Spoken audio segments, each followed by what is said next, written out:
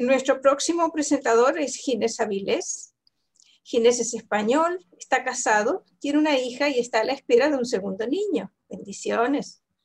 Reside en Murcia y es de Cartagena, España, cerca del Mediterráneo. Trabaja en varios campos, aunque su trabajo principal sea de funcionario en una especie de banca pública, distinta a la banca normal, y se ocupa de la administración de una granja familiar de cerdos, además de participar en la Asociación Urantia de España. Ginés considera que su búsqueda espiritual comenzó con una búsqueda de la verdad en distintos ámbitos. De pequeño le gustaba estar con gente más mayor que él para poder aprender sobre política, problemas sociales y sobre todo misterios sobrenaturales. Tiene en buena gala ser abierto y curioso, y esa actitud le ha llevado a interesarse tempranamente por la política, por la filosofía y finalmente por la espiritualidad, la esencia última de las cosas, el final del camino o el principio del camino.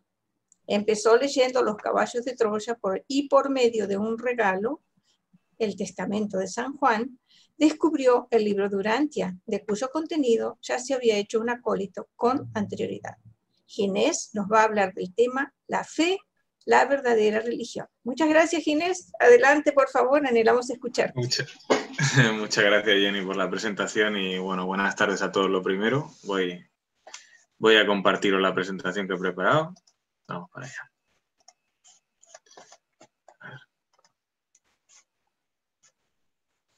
A ver. Bien. Pues mi presentación se titula La fe, la verdadera religión. Siempre cuando me metí en este tema del libro Urantia, siempre me apasionó cuál era la religión que en realidad profesaba, cuál era la religión que en realidad nos quería presentar, ¿no? Y dando vueltas y lecturas y demás, pues he llegado a la conclusión de que hay tres términos íntimamente relacionados en el libro Urantia, que son la religión, la espiritualidad y la fe. Y bueno, nos vamos a meter en la temática y ya veréis cómo esto que os digo aquí al principio, pues es una realidad a partir de las citas del propio libro. Yo siempre me gusta empezar un poco contando cuál es la metodología que utilizo a la hora de hacer los trabajos y tal. Y bueno, y con este trabajo pues he leído todas las entradas que había de la palabra faith en el buscador de laurantia.org. También recomiendo mucho el buscador de la Fellowship. Luego he ordenado las distintas citas por significado de las mismas y he intentado organizar todos los significados de tal manera que me saliese algo coherente o que viese algo coherente si lo había, ¿no? Porque a veces no siempre tiene por qué ser así, o no siempre tiene por qué verlo, ¿no? Y luego pues he buscado otros términos pues, para profundizar en esa relación con el término de la fe. Vale. Vamos allá. Vamos a preguntarnos primero cuál es el significado de la fe a la luz del libro Urantia. Vale. Pues vamos a ir leyendo distintas citas que hablan un poco de su significado y vamos a ir sacando distintas conclusiones, ¿no? Pues la primera que os pongo aquí. Pero es necesario el ojo de la fe de un mortal nacido del espíritu. Esperad un segundo, voy a bajar aquí las pantallas. Ahí. De un mortal nacido del espíritu para detectar y discernir estos valores espirituales. Es decir, el ojo de la fe para detectar y discernir valores espirituales. Vale, no vamos a quedar con eso.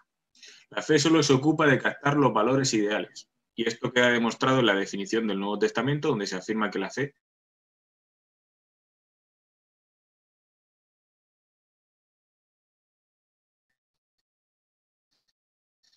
es la sustancia de las cosas que se esperan y la prueba,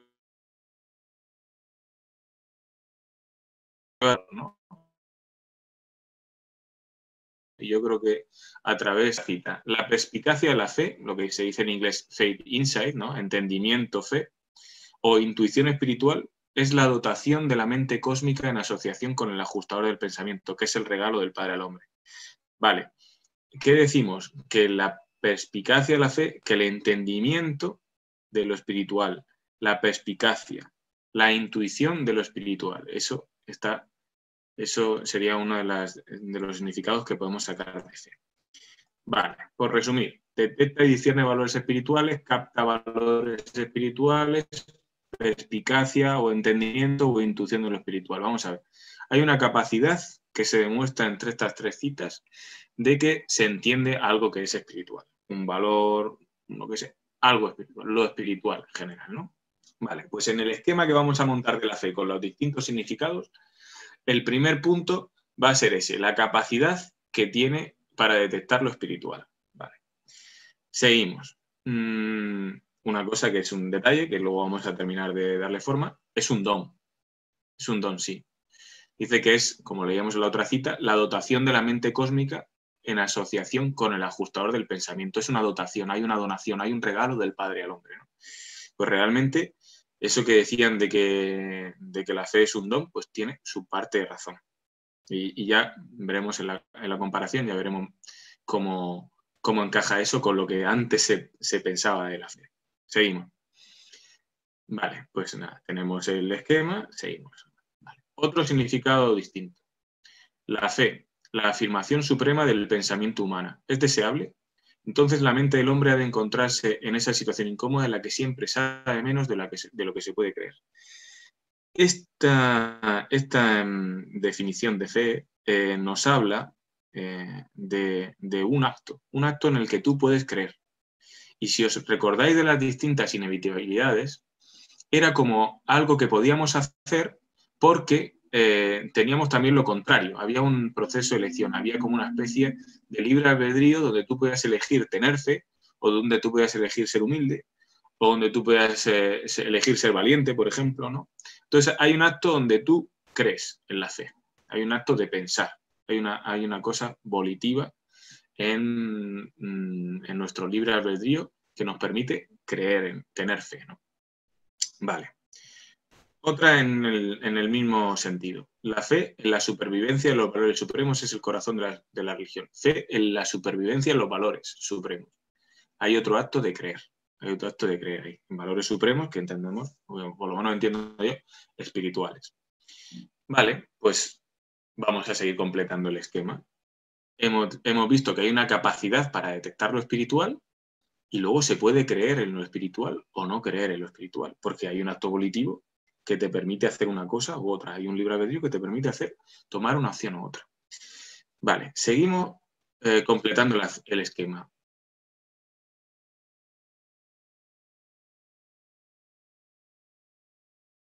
El de fe, cuando motiva la vida y da forma a la manera de vivir. La aceptación de una enseñanza como verdadera no es fe, es meramente creencia. Tampoco lo es la certidumbre ni la convicción. Un estado mental llega a los niveles de fe tan solo cuando domina efectivamente la manera de vivir. Es decir, hay que vivir de acuerdo a lo que se cree para tener fe viviente, ¿no? En el mismo sentido, en el mundo espiritual la fe transforma los potenciales en actuales, pero los potenciales se vuelven actuales en los reinos finitos del Supremo, es decir, en los nuestros, tan solo mediante la realización de la experiencia-elección, lo que dice el término en inglés choice experience, ¿no? Experiencia y elección, lo junta los dos términos, ¿no? Es decir, se vive de acuerdo a lo que se cree. Ese es también el resumen. Por lo tanto, este sería nuestro proceso de la fe en el reino finito, ¿no? En nuestro reino, ¿no? Entendemos lo que es espiritual, creemos en ello y lo ponemos en práctica, lo elegimos vivir de esa manera, ¿no? ¿Vale? Vamos a incorporar otro punto que nos va a ayudar a ver qué pasa con los otros caminos que se pueden deducir de aquí, de no creer en lo espiritual o de no llevar a cabo una fe viviente. Vale. Error, pecado e iniquidad. Vamos a centrarnos en los dos primeros. En el error nos dice que hay un rechazo voluntario de la verdad. Un rechazo voluntario de la verdad, no es por error, por lo que nosotros entendemos normalmente. Error es que te has equivocado, no sabías. Aquí hay un rechazo voluntario de la verdad. Bueno, vamos a ver cómo casamos eso. El pecado, sin embargo, dice que no, que hay una elección deliberada del mal. Eliges deliberadamente el mal. Vale, eso me tiene más sentido, ¿no? Vale. ¿Cómo podemos entender esas dos definiciones que hemos dado antes? Pues por la existencia de la moral en contraposición con la verdad. La moral, el bien y el mal, es un cuerpo de pensamientos o de ideas que nosotros tenemos que se han ido siendo influidas por la cultura religiosa que nosotros tenemos, por la cultura de ética, de social, de lo que piensa la sociedad en general, de lo que ha pensado nuestra familia, nuestro entorno, ¿no? Más los cambios que hayan podido producir deseos intensos. Tienes un deseo tan intenso que transforma literalmente tu definición de lo que es bueno o tu definición de lo que es malo. ¿Vale? Ese es el cuerpo de moral. Todos sabemos lo que piensan los demás de lo que es bueno y lo que es malo, ¿no? Pero eso se puede poner en contraposición de lo que es la verdad, de lo que es la verdad espiritual, que es, vuelvo al esquema anterior, lo que sacamos de la capacidad para ver lo espiritual. De ahí sale la verdad. De ahí sale la verdad. De ahí, de esa capacidad que nos da la fe, nos va a salir la verdad, ¿no? Y la verdad que sale de este proceso, que es individual, puede estar en contra de la moral establecida. Puede estar en contra de la moral establecida. Luego pondremos un ejemplo, pero quedaros con esa idea de que la verdad que nosotros entendemos en nuestra relación con el ajustador y con otras fuerzas espirituales puede estar en contra de la moral establecida. Vale, ¿qué pasa? Que en el error hay un rechazo voluntario a la verdad que encontramos en nuestro mundo interior, pero estamos a favor de lo que nuestra moral nos dice que es bueno, ¿sabes? Por eso se puede considerar un error, ¿no? Por eso se puede considerar un error. Sin embargo, en el pecado no. En el pecado hay una elección deliberada del mal. No solo no hemos visto que no es verdadero, sino que encima elegimos lo que es malo por nuestra propia moral. O sea, ya es mucho peor, ¿no? Es como sabías lo que era, pero no lo has hecho de ninguna manera, ¿no? La inequidad es, sin embargo, pues la persecución insistente de los dos, es decir, realizar el error y el pecado continuamente. Vale, pues si nos vamos al esquema, voy a poneros el esquema antes de esa otra diapositiva, y vemos que ahora, si nos sucede que hemos captado que algo es verdadero, pero sin embargo, y lo creemos, pero sin embargo no lo realizamos, pues al no realizarlo estás incurriendo en un pecado, ¿no?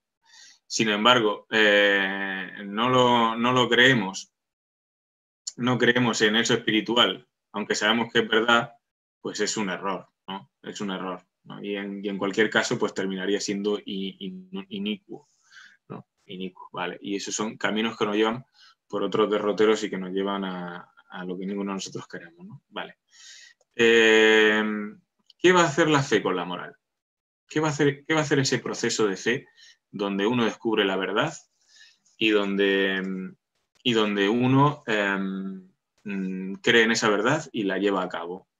Va a terminar uniendo la moral cambiando nuestra moral propia y uniéndolo a lo que nosotros discernimos. Y aquí unas frases unas citas que van en el mismo sentido. La fe une la perspicacia moral al discernimiento concienzudo de los valores, que era el proceso que nosotros decíamos. La moral al proceso de la fe que nosotros poníamos ahí. Y el sentido evolutivo preexistente del deber completa el linaje de la verdadera religión. Fijaros, fe y deber. Y ese es el linaje de la verdadera religión. Es simple, ¿eh? Es sorprendente. Siguiente cita. La fe se convierte en la conexión entre la conciencia moral y el concepto espiritual de la realidad duradera. El concepto espiritual es lo que sacamos por el proceso de fe que hemos puesto, y la moral es el cuerpo que tenemos de la sociedad y que vamos a cambiarlo por esa conexión. Y luego otra mucho más explícita, ¿no? La fe espiritual, y pone entre comillas, como diciendo que es lo mismo, la verdadera conciencia moral. Es decir, al final la verdadera moralidad es la fe espiritual auténtica, ¿no? Ese entendimiento que sacamos de lo que es espiritual. Vale, pues seguimos. Este sería otra vez el proceso. Vale, y ahora, los frutos del espíritu que salen de ese proceso.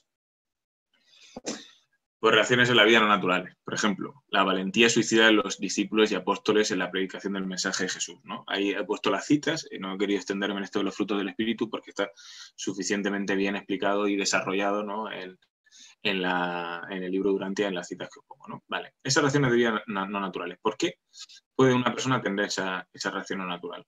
Pues si uno ha captado la importancia del valor del mensaje de Jesús en la época de Cristo, ha creído en ello, y lo ha puesto en su vida diaria, pues si consigue ver algo como muy grande, muy grande, muy grande, muy por encima, realmente considera que merece la pena dar la vida por ello. Y entonces se pueden dar esas situaciones de valentía suicida, ¿no? De dar la vida porque ha encontrado el valor intrínseco que tenía ese anuncio de Jesús, ¿no? Vale. Otro fruto del espíritu, una paz sublime. ¿Por qué una paz sublime? Pues fijaros, lo que explicaba antes. Si vas haciendo este proceso y vas cambiando tu moral, y tu moral se acompasa también a lo que piensas y a lo que crees que es espiritual, pues claro, tienes una estabilidad total. Eso te da una tranquilidad y un carácter muy estable, ¿no? Entonces, pues por eso puedes desarrollar esa paz sublime, ¿no? Y luego suaviza la existencia, porque va a favor del individuo. Este proceso lo que termina haciendo es que el individuo poco a poco va siendo el mismo continuamente, va siendo más espiritual y va siendo encontrando. ¿Os fijáis cómo hay una contraposición entre la moral que nos dan las religiones y las religiones las religiones o la sociedad, en contraposición con este proceso que es puramente individual? Es como que en el proceso social se nos impone una cosa, ¿no? Y si la crees bien, y si no la crees, pues también. Y cuando no la crees, pues va en contra de ti mismo. Que claro, como va a favor de lo que uno cree, y encima pues es como una lección totalmente adecuada a tu nivel y a lo que tú puedes captar y a lo que realmente puede llegar a realizar, pues claro, pues al final le da bastante suavidad a la vida. Y si encima pues lo coordinas con tu propia moral, pues lo haces, pues eso, que aparte de darnos una paz sublime, pues suaviza la existencia y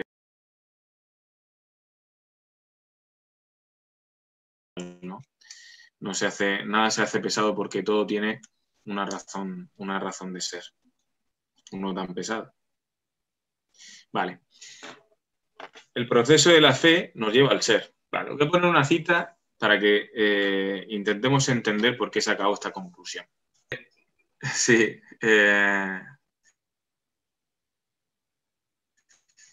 Dice, Jesús dijo: Juan ha predicado el bautismo de proclamar el bautismo de la comunión con Dios, predicar el arrepentimiento a los que necesitan esa enseñanza, pero a los que ya buscan entrar sinceramente en el reino, abrirles las puertas de par en par y pedirles que entren en la jubilosa hermandad de los hijos de Dios. Me paro aquí.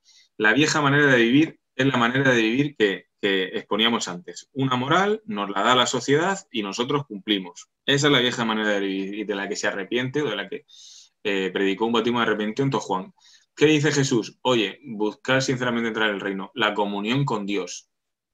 Porque en ese entendimiento, esa capacidad de entendimiento, se ve muy potenciada en el mundo interior cuando nosotros, y más cuando nosotros tenemos esa comunión con Dios. ¿Vale? Eso sería la relación con nuestro esquema, ¿no? Sobre todo de lo anterior. Y luego dice: pero era una tarea difícil la de persuadir a estos pescadores galileos de que en el reino primero hay que ser recto por la fe antes de obrar con rectitud. ¿Obrar con rectitud qué sería? Pues tenemos la moral que nos da la sociedad y nosotros la cumplimos, obramos y ya está. No hay nada más. ¿Qué sería ser recto por la fe? Pues recto por la fe sería cumplir con el esquema. Hemos descubierto lo que es espiritual, creemos y lo realizamos. Fe evidente. Entonces, las obras irían en último lugar porque primero has creído, primero has sido un creyente de ser humilde, primero has sido un creyente de ser valiente. Primero has sido, has creído en Dios de verdad y no simplemente has cumplido moralmente con Él. ¿Vale? Esa es la diferencia, ¿no? Empieza un poco antes y va completamente a favor del individuo. Por eso dice que primero hay que ser perfectos antes que obrar de manera de trabajo. Ser rectos antes que obrar con rectitud. Vale. Un ejemplo de eso, por hacerlo todavía más claro. Pues oye, si yo veo el valor de ser simpático y creo en ser simpático y lo llevo a cabo, para mí es natural realizarlo, porque ya he creído en eso, ya tengo esa pequeña pasión por ser simpático y agradable con los demás. Sin embargo, si yo no soy simpático, si simplemente lo estoy forzando, pues al final va a haber una contradicción con lo que yo realmente pienso y una eventual pues factura, ¿no? Que eso es lo que propone la religión del asentamiento intelectual. Eso son lo que proponen todos los credos de todas las religiones oficiales antes del libro de Urantia. Eso es lo que proponen, hacer sin ser. Sin embargo, lo que propone Jesús es hacer siempre. ¿Vale? Bueno, espero que se entienda. Y si no, bueno, al final me podéis hacer todas las preguntas que queráis, que yo encantado por el chat o por donde. Seguimos. Vale. Ya hemos completado el proceso. Tenemos esa capacidad de entender lo espiritual, hemos creído en lo que es espiritual, lo hemos realizado, lo hemos vivido y nos hemos transformado. Eso es lo que nos lleva, eso nos termina llevando a ser. Vale, seguimos.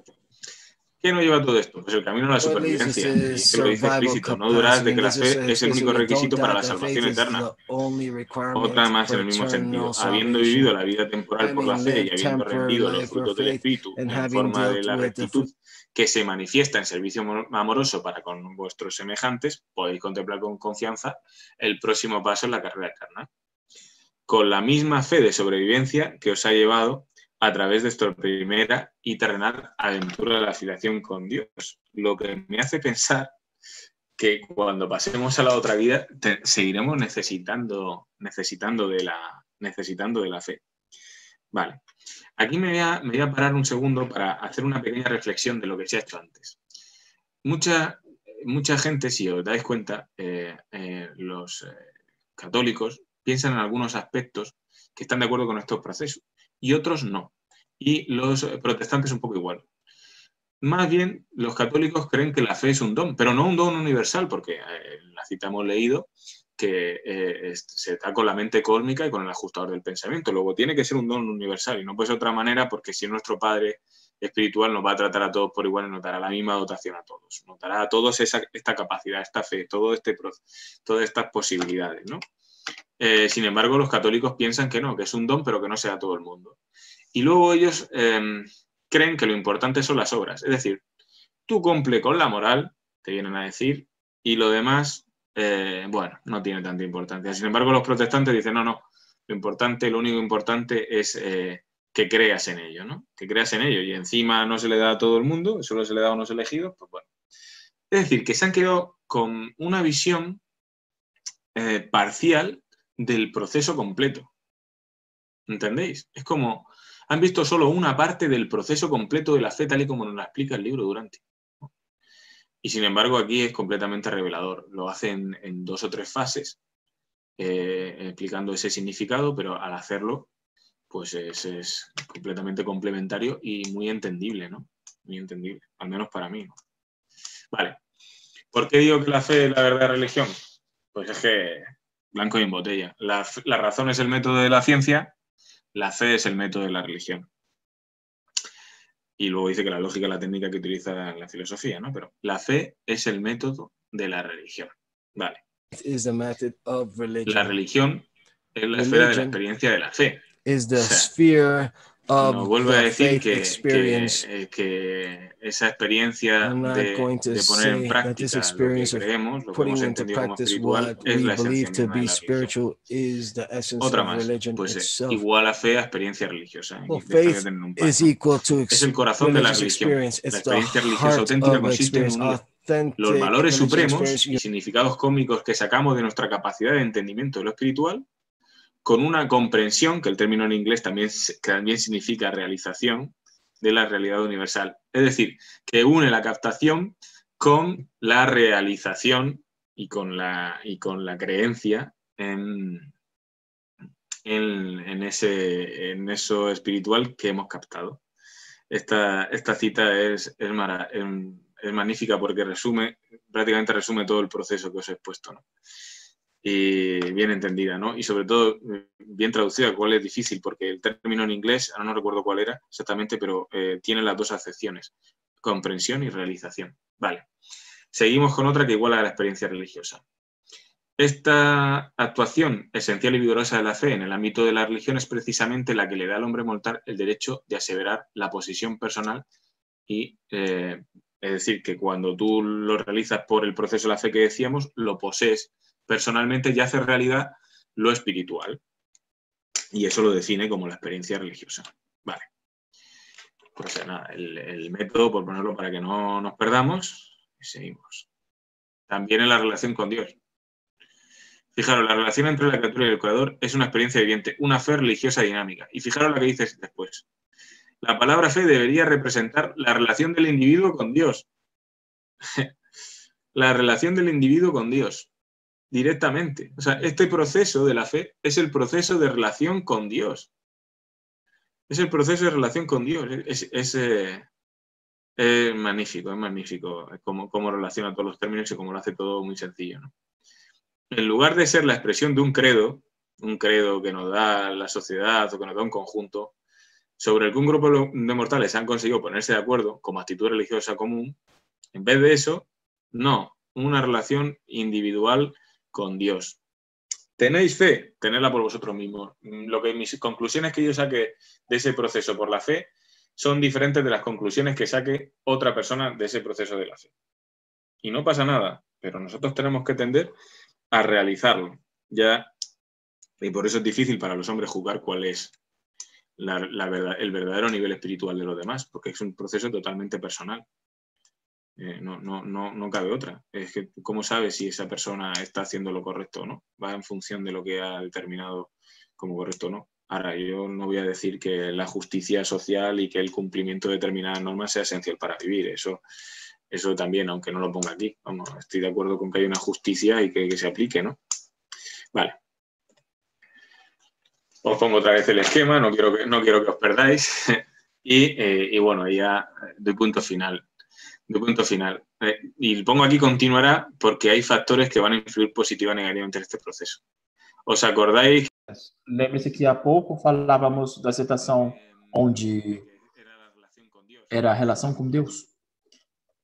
Claro que sí, influencia. Has an influence, meditation influence, and that connections with your inner self, that has an influence, worship has an influence for good, something very different is to influence for bad, for example, like fear has a negative influence, and I would tener más tiempo y to más have more presentaciones para time. hacer segundas partes de esto y ir completando todo este maravilloso esquema de la nueva religión que nos presenta el libro de Urantia.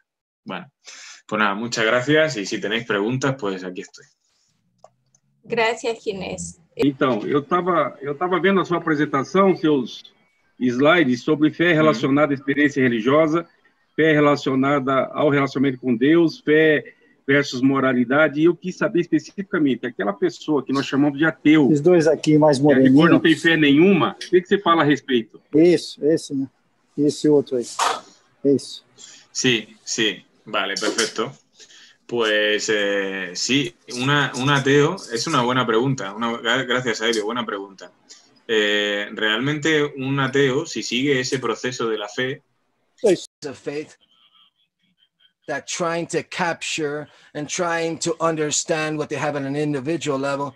It can be that they can be an atheist, or he may think that he's an atheist, but he may believe in spiritual values, even though he thinks he's atheist. And if he's following a righteous path, that eventually will lead him to the discovery of God. But not necessarily does that person have to do evil or be in sin. In fact, personally speaking, personally for me, I began this path being an atheist. I started a whole year of my life, or several years, I was an atheist. Y la lectura de los caballos de Troya. Y considero que en ese proceso también era un buscador de la verdad. También intenté buscar la verdad en ese proceso, sinceramente la verdad. El problema que tienen algunos ateos, o que pueden tener, es que llega un momento que descubran todos esos valores espirituales o el valor de la realidad de Dios y lo nieguen. Entonces ya están en el error y en el pecado. Pero perfectamente posible que una persona atea sea un buscador auténtico de la verdad, porque un buen resumen del proceso de la fe es ser un buscador y realizador de la verdad. Sí, sí.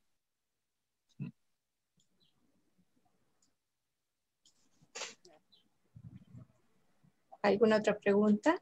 ¿Alguien más quisiera ofrecer una reflexión? Yo.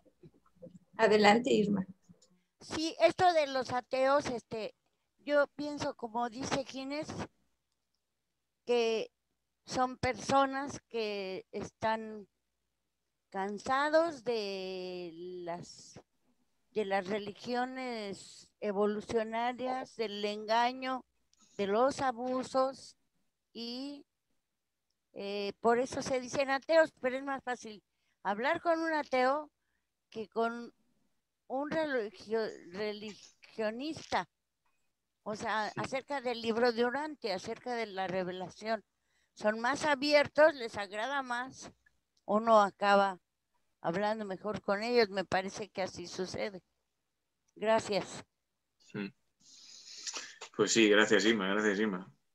No sé, va a depender, para mi juicio va a depender del tipo de persona que sea. Yo he hablado con gente que son católicos y he hablado de estos temas y, bueno, y no pasa nada. Lo pueden llegar a entender y pueden llegar a tener su opinión sobre el tema. Si lo importante es que sea una persona que esté... Hay dos claves que daba jolín, ¿cómo se llama? Este que era de Alejandría, lo tengo en la punta de la lengua, el filósofo... Rodán de Alejandría, sí, gracias. Estaba pensando en Jasón por los caballos de Troya y no me salía el nombre. Rodán de Alejandría dice que las dos características principales que una persona tiene que tener para desarrollar todo este proceso es ser abierto y ser valiente. Habla de la valentía y la necesidad de la apertura mental. Y yo estoy completamente de acuerdo. Para poder buscar la verdad, tienes primero que ser una persona abierta, estar abierta a otras cosas, y habrá gente en el mundo católico o en el mundo protestante que no se ha abierto a nada, o gente que sea abierta. Y luego tener la valentía de llevarlo a cabo. La valentía de llevarlo a cabo, que es una cosa que no es tan sencilla, ¿eh? Cuando se enfrenta con tus miedos, cuando se enfrenta con toda la construcción social que tenemos alrededor, cuando tu padre, cuando tu hermano, cuando toda tu familia piensa de una manera diferente, dejar de ser mormón, por ejemplo, por poner un ejemplo cualquiera, es difícil. Dejar de creer o de ir a misa porque no estás convencido es difícil. Aunque fijaros, en mi caso, con el tiempo pues me he dado cuenta de que ahora puedo ir alguna vez a misa y yo disfruto de estar en conexión con ese mundo exterior, disfruto de esa atmósfera. Ahora ya no solo veo lo malo que tiene, también sé apreciar lo bueno, y eso también es por buscar la verdad, ¿no? Hasta el último, hasta donde nos lleve. Sí, gracias. De nada, Irma. Tengo una pregunta para ti, Ginés, de parte de Diego Villalda. Saluti desde Colombia. ¿Cómo explicas lo de que la fe puede mover una montaña? Entre más fuerte sea, ¿podríamos llegar a afectar a la materia? Bueno, el libro de Durante nos da una pista muy gorda, porque así suena muy gordo, ¿no? Pero él nos dice montañas de dificultades humanas. montañas de dificultades humanas. En ese proceso, cuando uno va entendiendo los valores espirituales que tiene, yo creo que la vida se convierte en una especie de reto continuado, de pequeños retos sucesivos, donde tú pues tienes que ir continuamente eligiendo el valor espiritual que contiene, ¿no? Entonces, pues haciéndolo lo mejor posible de acuerdo a tu entendedera, ¿no? De cabeza. Pues si has tenido un conflicto con alguien o se te presenta una situación que es completamente desagradable, pues simplemente pues se te pide pues que lo desarrolles pues como has encontrado que es la verdad de eso. Simplemente. Y a veces pues eso te va a costar más o menos trabajo. Siempre tienes tus tentaciones, ¿no? Para hacer lo contrario, no es creer, cuando ponía ahí creer o no creer, eso está muy, muy influenciado por tus propios miedos y por las tentaciones que puedas tener. O sea, ahora mismo se me ocurre, por ejemplo, un ejemplo personal, ¿no? Pues yo lo he dicho en la bio, lo ha dicho Jenny, ¿no? Que a nivel de familiar, entre muchos primos y muchos hermanos, pues tenemos una pequeña granja y esa granja la estoy gestionando yo. Ahora tengo un problema con los papeles de esa granja porque ha surgido un tema y tal y cual. Pues yo conozco a personas en una institución que me podrían ayudar, pero sería un poco hacerlo de la manera que yo sé que Dios no quiere. Entonces, pues, sí.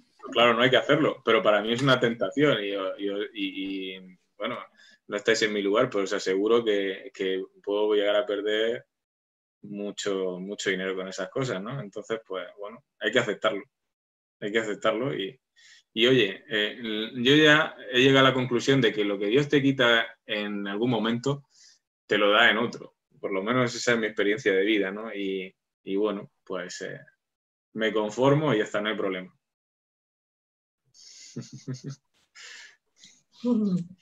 Chef está muy contento. aprueba visiblemente. Bueno, a ver, no en todo me pasa, pero en eso lo vi claro, Eso se requiere, eso es valentía y eso es lealtad. Qué bonito. Muy bien. 2 valores. Hoy conversábamos, hacía una pregunta anteriormente Wilson sobre la lealtad y Jeff dio una respuesta, me pareció preciosa, sobre la lealtad, que voy a tratar de encontrarla en el chat, está muy arriba, no sé, trataré. Jeff dijo algo sobre que la lealtad es ser leal a la voluntad del Padre. Corrígeme si me equivoco, Jeff, por favor, es así. Entonces, la lealtad, eso es un tema que también me gusta y he estudiado mucho. Y tú acabas de poner un ejemplo vivo. Disculpe, voy a poner mucho. Ese es un ejemplo vivo de una lealtad superior, una lealtad a un valor divino. Y nosotros tenemos valores humanos y valores divinos. Podemos tener valores divinos. Sí, amamos al Padre, si hacemos su voluntad, si tenemos fe viviente, si el Padre dice que la fe habilita las actividades suprahumanas de la chispa divina. Entonces, ¿por qué nosotros crecemos cuando tenemos fe? Y fe viviente y creciente. Porque el Padre, gracias a esa fe, puede hacer su obra en nosotros, puede irnos transformando, dándonos de sí mismo. Y esos son los valores divinos. Y ahí viene el coraje y la lealtad valiente, como dijo Chef, muy bien, me encantó. Entonces, lo que a mí me fascina con respecto a los valores es que todos los valores que los seres humanos tenemos como humanos son sombras del valor divino y vienen del Padre también, están impresos en nuestra naturaleza moral, ¿verdad? Y tenemos esos valores porque tenemos esa capacidad que el Padre nos dio en esa maravillosa personalidad que el Padre nos da. Entonces, qué bonito, a mí eso, podría hablar horas, me callo. No, está muy bien, porque es que al final, a mí este tema me interesa mucho porque al final es la esencia, ¿no? Oye, ¿por qué seguimos todo esto? Pues seguimos todo esto porque de alguna manera lo hemos captado, que aquello es sublime. No creo que todo el mundo capte lo mismo de la misma manera, ¿no? O sea, uno no capta el valor de la misma manera, ni capta la humildad de la misma manera. Por ejemplo, en mi caso, pues tampoco he captado la belleza, no la capto no la capto tanto como veo que otra gente la capta, ¿no? Pero una vez que la captas, hay que ser consecuente y seguirla. Eso sí se nos pide claramente. Adelante, Rosa Verónica, nos quedan 5 minutos. Ves, pero ya se me estaba yendo la idea. Bueno, es que estaban ahí con el tema de la lealtad, que parece que nosotros confundimos la fidelidad con la lealtad. Yo pues he encontrado por ahí en la experiencia que la fidelidad es un valor moral. La lealtad es más bien como ético y en un nivel más altruista, pues sí, como la lealtad a la voluntad del Padre, o sea, al plan que el Padre ha dado. Pero bueno, realmente nosotros sí que somos una prolongación de esos espíritus que viven en nosotros. Como personas inteligentes somos una parte de esa inteligencia espiritual y la inteligencia a la vez va desarrollando unas habilidades en el ser humano como es la pericia, la perspicacia, ¿qué más era? Que se me olvida, pero son una cantidad de habilidades y destrezas que va desarrollando producto de esa misma inteligencia de la cual somos nosotros como seres humanos. Y luego empezamos a avanzar y ya como almas nos encontramos con unos valores moronciales más elevados, virtudes como la tolerancia, la paciencia, y yo creo que ahí mismo cabe la lealtad al Padre, a la voluntad del Padre. Pues mira, Rosa, es una cosa con la que yo he reflexionado hace no mucho tiempo. Y es la diferencia entre fidelidad, se entendía como fidelidad a los demás, no solo no en las relaciones de pareja, ¿no? La fidelidad a los demás y la lealtad, ¿no? Y me he dado cuenta de una cosa, que a veces la lealtad a todos estos valores espirituales va en contra de nuestra fidelidad con las demás personas. Y fijaros, hay un ejemplo, la fidelidad a un amigo, la fidelidad tal, pues puede ir en contra de todo eso. ¿Por qué? Porque fijaros lo que le pasó a Jesús. Jesús tenía todos estos valores espirituales, sabía lo que tenía que enseñar, pero parece que su familia no quería. Parece que parte de su familia durante un tiempo no quería. Estaba en seria oposición a lo que pensaba su familia de cuál tenía que ser su carrera espiritual, ¿no? Y eligió seguir teniendo lealtad a los valores espirituales por encima de su fidelidad y rompiéndole el corazón a su propia familia, a su madre y a varios de sus hermanos. Entonces, a veces se requiere valentía realmente, sí. Adelante, Andy.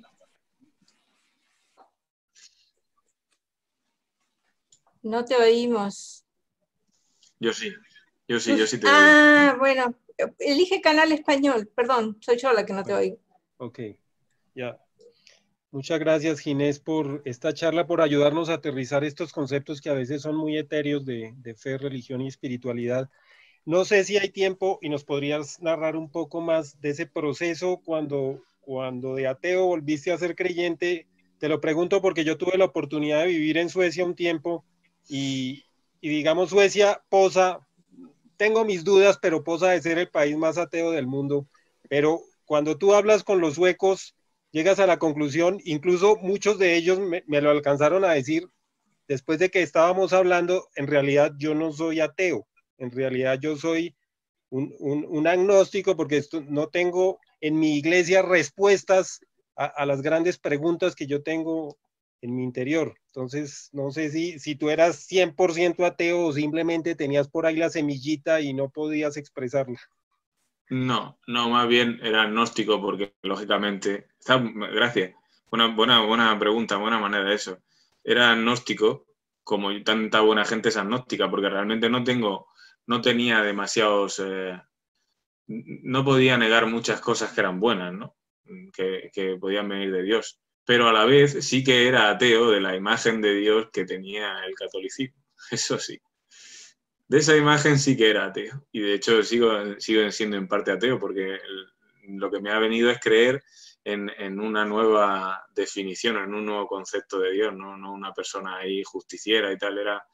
me parece un poco torticero lo del catolicismo al lado de todo lo que nos pasa.